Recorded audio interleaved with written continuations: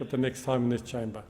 And I call the honourable member for McMahon. Thank you, Mr Deputy Speaker. Well, we've seen the priorities of this government on display over the last 48 hours, and the Australian people have seen them as well.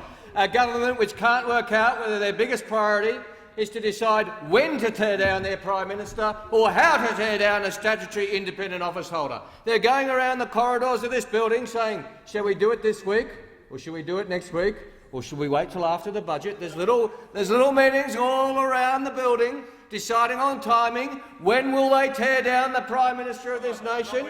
And there are other people deciding how will we tear down a professor of law who holds a statutory office that's independent. And the Prime Minister showed at question time he just doesn't get it. He just doesn't get it. He stands at the dispatch box and says, well, we don't agree with the Human Rights Commission President.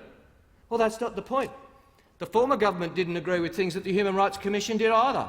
But we didn't try and tear down somebody who has an important role in the Australian legal system, whose independence is vital and important to the Australian legal system, whose independence has been sacrosanct and respected by governments of both persuasions in the past, but not this government.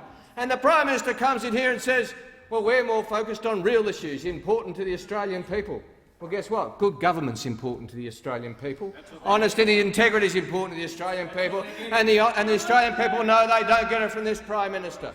And they also understand, Mr Deputy Speaker, that this government, when they talk about issues important to the Australian people, there's nothing they'd least like to talk about than their unfair budget. Their unfair budget, which has seen the Australian principle of fairness be thrown out by this Treasurer, and this unfair budget which has seen confidence smashed right throughout the Australian economy. I was watching estimates before, as one does, and I saw the Minister for Finance. Plaintively pleading with the Estimates Committee, telling them that actually confidence is high. There's nothing to see here, he said. Confidence is going well. Well, he obviously wasn't aware of the evidence of the Governor of the Reserve Bank. Now, I'm a bit worried, Mr Deputy Speaker, the Governor of the Reserve Bank is an independent statutory office holder and has given evidence that the government won't like. He's given evidence to the government because he told the House of Representatives Economics Committee, we have a significant lack of confidence, I think more in the business community than amongst households, to expand, invest and hire and innovate. To my mind, that pervasive sense of caution and feeling that you do not want to take a risk is the thing I worry about most when it comes to getting growth.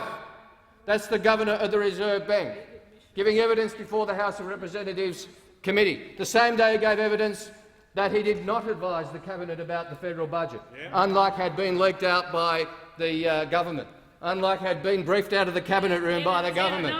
Called out, Mr Deputy Speaker, by the evidence of the Governor of the Reserve Bank, who on this side of the House we have respect for, and respect for the office of Governor of the Reserve Bank as well as for the individual, just like we respect the office of every single statutory independent office holder.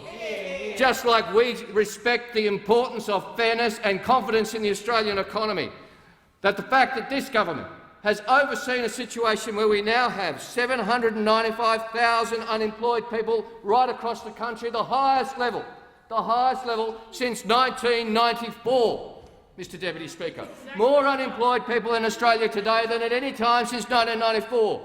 This government inherited a situation where Australia had lower unemployment than the United States, and now we have higher unemployment than at any time during the global financial crisis, and they claim good economic management. They claim that confidence is high. They claim that they're creating economic growth when they know that growth is below trend, and as independent analysis shows, will continue below trend on this Treasurer's watch, because this Treasurer has seen confidence smashed. We saw confidence begin to fall in the lead-up to the budget, when the Treasurer was flagging emergencies and crisis and all the cuts he'd need to make, and we saw confidence fall even further and go through the floor when the Australian people actually saw the budget for the first time, and they lost confidence in this Treasurer. they lost confidence in this Prime Minister. The Australian people lost confidence in the Prime Minister and Treasurer last May, just as their party room has lost confidence in them this week, as they walk around the corridor saying, well, maybe we should let them bring down the budget and then we should take over. Or maybe we should strike first so they don't make another mistake in the budget. We know the conversations are occurring. We know the meetings are occurring. We know this is a dying government at war with itself. But the Australian people want a government focused on the real issues, focused on unemployment, focused on a fairer Australia.